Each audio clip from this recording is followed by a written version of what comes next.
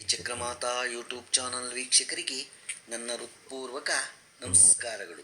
ಸುಭಾಷಿತ: ಮಾನವನ ಬುದ್ಧಿಗೆ ನಿಲುಕದ್ದನ್ನು ವಿಧಿ ಎಂದರು, ಕೈಮೀರಿದ ಕೃತ್ಯಕ್ಕೆ ಹಣೆ ಬರಹ ಎಂದರು, ಬದುಕಿನ ಸ್ಥಿತಿಗೆ ಜನ್ಮಾಂತರದ ಪಾಪ ಎಂದರು, ಸ್ವಾರ್ಥದ ಸಂತೋಷಕ್ಕೆ ಅದೃಷ್ಟ ಎಂದರು, ಸಂತೃಪ್ತ ಬದುಕಿಗೆ ಪುಣ್ಯ ಎಂದರು, ನಿರಾಸೆಯ ಜೀವನಕ್ಕೆ ನರಕ ಎಂದರು, ಸಿರಿ ಸಂಪತ್ತಿನ ಬಾಳಿಗೆ ಸ್ವರ್ಗ ಎಂದರು. ಇವತ್ತು ನಾವು ದಿನಪಂಚಾಂಗಕ್ಕಿಂತ ಮುಂಚೆ ಮರಣ ಭಯ ಅಂದರೆ ಯಾರಿಗಿರಲ್ಲ ಮರಣ? ಎಲ್ಲರಿಗೂ ಇರುತ್ತೆ. ಎಷ್ಟೇ ಸಾವಿರ ಕೋಟಿ ಇಟ್ಟಿರಲಿ, ಎಷ್ಟೇ ಪುಣ್ಯ ಮಾಡಿರಲಿ, ಎಷ್ಟೇ ಪಾಪ ಮಾಡಿರಲಿ, ಎಲ್ಲರಿಗೂ ಮರಣ ಇದ್ದೇ ಇರುತ್ತೆ. ಯಾರಿಗೂ ಮರಣ ಇಲ್ಲ ಅಂತ ಇಲ್ಲ. ಈ ಪ್ರಕೃತಿಯಲ್ಲಿ ಜನ್ಮ ತಾಳಿದ ಪ್ರತಿಯೊಂದು ಪ್ರಾಣಿಗೂ ಸಾವು ತಪ್ಪಿದ್ದಲ್ಲ. ಸಾವು ನಿಶ್ಚಿತ. ದೊಡ್ಡ ಪಂಡಿತನಾಗಲಿ, ಬಹುದೊಡ್ಡ ಮಠಾಧೀಶನಾಗಲಿ, ದೊಡ್ಡ ರಾಜಕಾರಣಿಯಾಗಲಿ, ಅತಿ ದೊಡ್ಡ ಅಧಿಕಾರಿಯಾಗಿರಲಿ, ಅತಿ ದೊಡ್ಡ ಶ್ರೀಮಂತನಾಗಲಿ, ಅಷ್ಟೇ ಏಕೆ ಅತಿ ಉತ್ತಮ ವೈದ್ಯನಾಗಿರಲಿ, ಆರೋಗ್ಯದಿಂದ ಮೆರೆದ ವ್ಯಕ್ತಿಯಾಗಲಿ, ಕೊನೆಯ ದಿನಗಳಲ್ಲಿ ಹಾಸಿಗೆಯ ಮೇಲೆ ಮಲಗಿ ಮೇಲೆ ಆಕಾಶ ಕಡೆ ನೋಡುತ್ತಾ ನಾವು ಸಾಯಲೇಬೇಕು. ಗೊತ್ತಾಯ್ತದ? ನಿರೀಕ್ಷೆ ಮಾಡುತ್ತಿರುವ ಕೆಲವರು ಪರಿಸ್ಥಿತಿ ನೋಡಿದಾಗ ಇದು ನಮಗೆ ತಪ್ಪಿದ್ದಲ್ಲ ಎಂದು ತಿಳಿದು ನಾವು ಎಚ್ಚರಗೊಳ್ಳಬೇಕು. ಕೆಲ ಮನುಷ್ಯರಿಗೆ ಎಲ್ಲ ಅನುಕೂಲಗಳು ತುಂಬ ಆಸ್ತಿ, ಭೂಮಿ, ಬಂಗಾರ ಇದ್ದು, ಮನೆ ತುಂಬ ಮಕ್ಕಳು ಮೊಮ್ಮಕ್ಕಳು ಇದ್ದು, ಮನೆಯಲ್ಲಿ ಮಕ್ಕಳು ಮೊಮ್ಮಕ್ಕಳು ಉದ್ಯೋಗ ಮಾಡುತ್ತಾ ಕೈ ತುಂಬ ಹಣ ಸಂಪಾದಿಸುತ್ತಾ ಇದ್ದು, ಕುಳಿತಲ್ಲೇ ಎಲ್ಲ ತಂದು ಕೊಡುವ ನೌಕರರು, ಅನುಕೂಲವಾದ ಬಂಧು ಬಳಗ, ಸಮಾಜದಲ್ಲಿ ಒಳ್ಳೆಯ ಮರ್ಯಾದೆ ಇಷ್ಟೆಲ್ಲ ಇದ್ದು ಆತ ಏನೋ ಕಳೆದುಕೊಂಡ ಹಾಗೆ, ಯಾವುದು ಹುಡುಕುತ್ತಿರುವ ಹಾಗೆ, ಆ ಸಂತೃಪ್ತಿಯಿಂದ ನಿರಾಶೆ ಜೀವನ ಸಾಗಿಸುತ್ತಿರುವ ಅನೇಕ ಜನರನ್ನು ನಾವು ಇಂದು ನೋಡುತ್ತಿದ್ದೇವೆ. ಇಂದು ಬಹಳಷ್ಟು ಜನ ಕೇವಲ ಹಣ ಸಂಪಾದನೆ ಅಂದರೆ 24 ಗಂಟೆ ತಮ್ಮ ಹೆಂಡರು, ಮಕ್ಕಳು, ತಮ್ಮ ಉದ್ಯೋಗ, ವ್ಯಾಪಾರ ಇದರಲ್ಲಿ ಮಗ್ನರಾಗಿರುತ್ತಾರೆ. ತಮ್ಮ ಬಂಧು ಪರಿವಾರ, ಸಮಾಜ ಯಾವುದೂ ಬೇಕಾಗಿರುವುದಿಲ್ಲ. ಇವರ ಜೀವನದ ಗುರಿ ಕೇವಲ ಹಣ ಗಳಿಸುವುದು ಮಾತ್ರ. ಇವರಿಗೆ ಪಶುಗಳಿಗೆ ಏನೋ ವ್ಯತ್ಯಾಸವಿರುವುದಿಲ್ಲ. ಸಾವಿನ ದಿನಗಳಲ್ಲಿ ಇವರು ಇದೇ ರೀತಿ ಗಾಬರಿಯಿಂದ ಹಳೆಯ ನೆನಪುಗಳನ್ನು ತಂದುಕೊಂಡು ಸಾಯುತ್ತಾರೆ. ಇಂಥವರು ತಾವು ಧಾರ್ಮಿಕರು, ಭಗವಂತನ ಆರಾಧನೆ ಮಾಡುವವರು. ಗೊತ್ತಾಯ್ತಾ? ಯಾರೇ ಆಗಲಿ, ಮಠಾಧಿಪತಿಗಳಾಗಲಿ, ಯಾರೇ ಆಗಲಿ, ಅದರಲ್ಲಿ ಸಾವು ಅವ್ರಿಗೆ ಇದ್ದೇ ಇರುತ್ತೆ. ಇದಕ್ಕೆಲ್ಲ ಕಾರಣ ಮನುಷ್ಯ ದುರಾಸೆ, ಸಂಸಾರದಲ್ಲಿ ವಿಪರೀತ ವ್ಯಾಮೋಹ, ತಮ್ಮವರ ಮೇಲೆ ಇದ್ದ ಧೃತರಾಷ್ಟ್ರ ಪ್ರೇಮ ಕಾರಣ. ನಾವು ಪ್ರತಿನಿತ್ಯ ಒಮ್ಮೆ ನಮ್ಮ ಸಾವನ್ನು ಊಹಿಸಿಕೊಳ್ಳಬೇಕು. ಗೌತಮ ಬುದ್ಧ ತನ್ನ ಹತ್ತಿರ ಶಿಷ್ಯತ್ವ ತೆಗೆದುಕೊಳ್ಳಲಿಕ್ಕೆ ಬಂದು ಶಿಷ್ಯರಿಗೆ 4 ತಿಂಗಳ ಸ್ಮಶಾನ ವಾಸ ಮಾಡಿ ಬನ್ನಿ, ಅಲ್ಲಿ ಅತಿರಥ ಮಹಾರಥಿಗಳು ಸುಟ್ಟು ಇಡೀ ಬೂದಿಯಾಗುವುದನ್ನು ಕಣ್ಣಾರೆ ನೋಡಿ ನಂತರ ಸನ್ಯಾಸ ಕೊಡುತ್ತೇನೆ ಎಂದು ಹೇಳುತ್ತಿದ್ದರಂತೆ. ಈ ಸಾವಿನ ಭಯ ತಪ್ಪಿಸುವುದಕ್ಕಾಗಿ ನಮ್ಮ ಅನೇಕ ಶಾಸ್ತ್ರ ಗ್ರಂಥಗಳಲ್ಲಿ, ಪುರಾಣ ಕಥೆಗಳಲ್ಲಿ ಜ್ಞಾನದ ವಿಷಯವಿರುವಾಗಿ ಹೇಳಲಾಗಿದೆ. ಈ ಸಾವಿನ ಭಯದಿಂದಲೇ ಪರೀಕ್ಷಿತ ಮಹಾರಾಜರು ಶುಕ ಮಹಾಮುನಿಗಳ ಆಶ್ರಮಕ್ಕೆ ಹೋದದ್ದು. ಮರಣಭಯದಿಂದ ನಡುಗುತ್ತಾ ಬಂದು ಪರೀಕ್ಷಿತರು ಒಂದು ಸಪ್ತಾಹ ಭಾಗವತ ಕೇಳಿದ ನಂತರ ಮರಣಭಯದಿಂದ ಮುಕ್ತರಾಗಿ ಪರೀಕ್ಷಿತರು ಎದ್ದು ನಿಂತು ಹೇಳುತ್ತಾರೆ, ಬರಲಿ ತಕ್ಷಕ, ಸರ್ಪರಾಜ ನನ್ನನ್ನು ಕಡಿಯಲಿ, ನನಗೆ ಸಾವಿನ ಭಯ ಇಲ್ಲ, ಶರೀರ ಮಾತ್ರ ಹೋಗುತ್ತದೆ, ಆತ್ಮ ಅಮರ ಎಂದು ಧೈರ್ಯವಾಗಿ ಎದ್ದು ನಿಂತು ಹೇಳಿದರು. ನೋಡಿ, ಭಾಗವತ ಸಾವು ತಪ್ಪಿಸಲಿಲ್ಲ, ಸಾವಿನ ಭಯ ಹೋಗಲಾಡಿಸಿತು.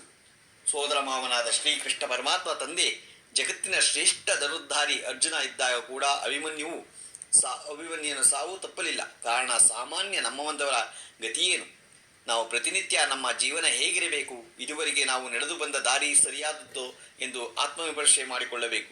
ನಾವು ಪರೋಪಕಾರಿಯಾಗಿ 4 ಜನರಿಗೆ ಉಪಯೋಗವಾಗಿ ಒಳ್ಳೆಯ ಆಲೋಚನೆ, ಒಳ್ಳೆಯ ಕೆಲಸ ಮಾಡುತ್ತಾ ಇರುವುದೇ ನಮ್ಮ ಜೀವನದ ಗುರಿಯಾಗಬೇಕು.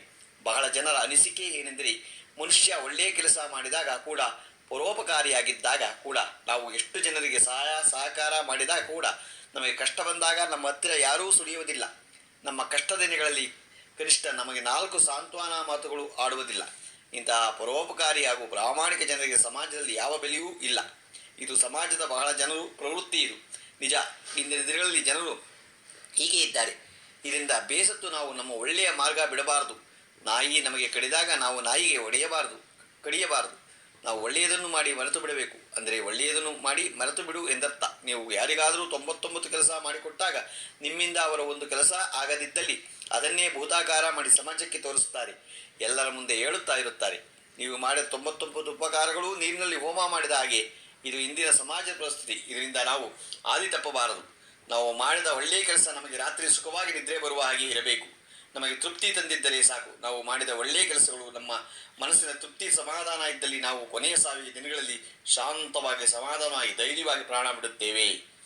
ಇಂದಿನ ನಮ್ಮ ಯುವಕರಿಗೆ ವಿದೇಶಕ್ಕೆ ಹೋಗಿ ದುಡ್ಡು ಗಳಿಸೋಣ, ಗಂಡ ಹೆಂಡತಿ ಇಬ್ಬರು ಉದ್ಯೋಗ ಮಾಡಿ ಸಾಕಷ್ಟು ಗಣ ಗಳಿಸೋಣ ಎಂಬ ವಿಚಾರದ ಯುವಕರಿಗೆ ಜೀವನ ಎಂದರೆ ಕೇವಲ ಹಣ ಗಳಿಸುವುದಲ್ಲ.